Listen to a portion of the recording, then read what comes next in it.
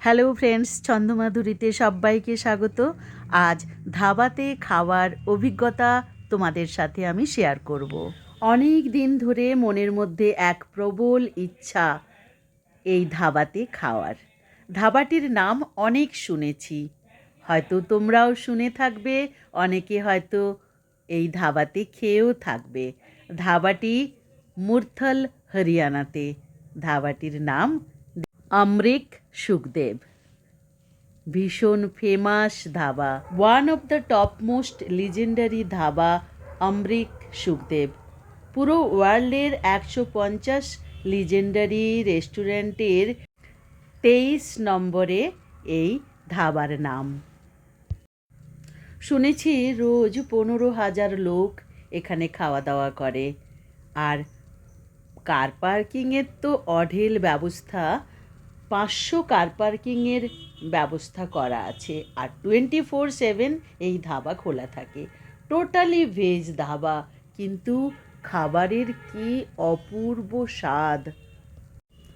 দিল্লি থেকে ম্যাক্সিমাম লোকজন এখানে সকালে ব্রেকফাস্ট করতে আসে ছুটির দিনে। কি যে ভিড়, না দেখলে কেউ বুঝতে পারবে না। ভোর ভোর আমরা বেরিয়ে পড়েছি এই ধাবাতে খেতে যাওয়ার। তাহলেই বোঝো কি খাওয়ারের ইচ্ছে আমাদের। আজ রবিবার, তাই কাজের কোনো তাড়া নেই। কয়েকজন ফ্যামিলি মিলে আমরা চলেছি অমৃক সুখদেবে সকালের ব্রেকফাস্ট সেরে নিতে।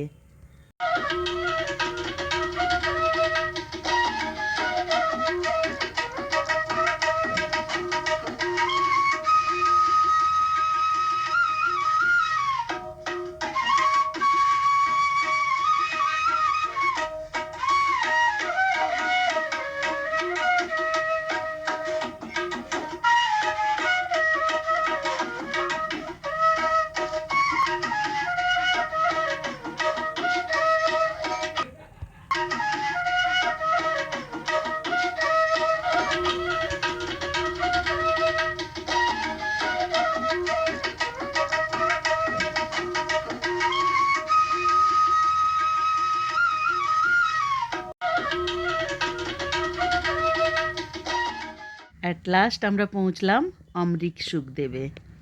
এবার আমরা গাড়ি পার্কিংয়ে রেখে তারপর ভেতরে ঢুকবো।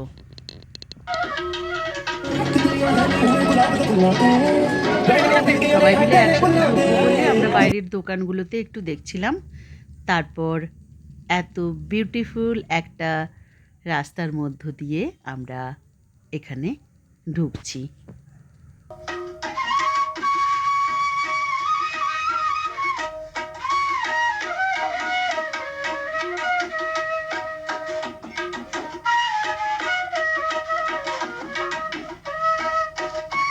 ভেতরের অ্যাম্বিয়েন্সটা পুরো 5 স্টার হোটেলের মতো। কি যে ভিড়, না দেখলে বুঝবে না। দেখো এখানের মহল যেন মেলা লেগেছে। আমরা যেন কোনো বড় অনুষ্ঠানে খেতে এসেছি। সকালবেলা ভাবা যায় এত লোক, কত দূর দূর থেকে যে কতজন এসেছে এখানে খেতে, না দেখলে বুঝবে না কেউ।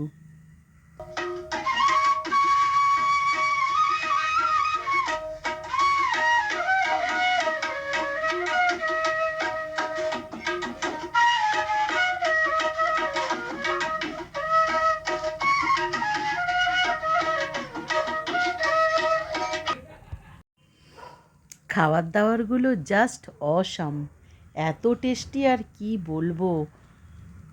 সকাল সকাল মনটা ভরে গেল। এখানে সকালে কেন, লেট নাইটও এসে সবাই খেতে পারে। 24/7 এই অমৃক সুখদেব খোলা থাকে। খাওয়া দাওয়ার মজা নিয়ে আমরা ভালো করে একটা চা খেয়ে তারপর বাইরে এসে আমরা ফটো তুলছিলাম। এত সুন্দর সাজিয়ে রেখেছে ফুলের গেট, সেখানে দাঁড়িয়ে আমরা সব ফটো নিচ্ছিলাম।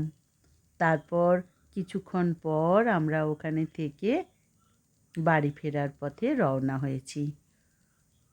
এখানের ওয়েটারদের থেকে যেটুকু জানলাম, 160 ধরনের ফুড আইটেম এখানে সার্ভ করা হয়। আর খোলা কিচেনে এত ওয়ার্কার এখানে নিশ্চিন্তে কাজ করছে, ডিসিপ্লিনড ওয়েতে, তোমরা দেখতে পাবে। এই ধাবাটা একদম ছোটোখাটো একটা ধাবা ছিল, কিন্তু মেন্টালিটি পুরো পজিটিভিটিতে ভরা ছিল ধাবার। তারপর প্রকাশজি এই ধাবাটি তৈরি করেছিলেন। তারপর হাতে নিলেন প্রকাশজির 2 ছেলে, অমরিক আর সুখদেব। 2 ছেলে মিলে ধাবাকে এত বড় বানিয়েছে। সবাই বলে নাকি এখানের আলু পেঁয়াজের পরাঠা খুব টেস্টি। আমার তো আলু পেঁয়াজ পরাঠা, মূলোর পরোঠা আর ফুলকপির পরাঠা সবগুলোই টেস্টি লেগেছে। আমরা সব ডিফারেন্ট টাইপের পরাঠা অর্ডার করেছিলাম, সেখান থেকে আমরা সবাই ভাগ করে সব পরাঠা খেয়েছি। এত বেশি খেয়েছি, এখন আমার খুব ঘুম পেয়ে গেছে। গাড়িতে বসে আরাম করে ঘুমিয়ে চলবো। এই যে রেস্টুরেন্ট বা ধাবা, এর বাইরে বাচ্চাদের আকর্ষণ করার জন্য অনেক রকমের জিনিসপত্রে সাজিয়ে রেখেছে। সেইগুলোর ভিডিও আমি দেখালাম। আমি দাঁড়িয়েছিলাম কারটার জন্য, কার যখন পার্কিং থেকে আসবে তখন এই ভিডিওগুলো করছিলাম।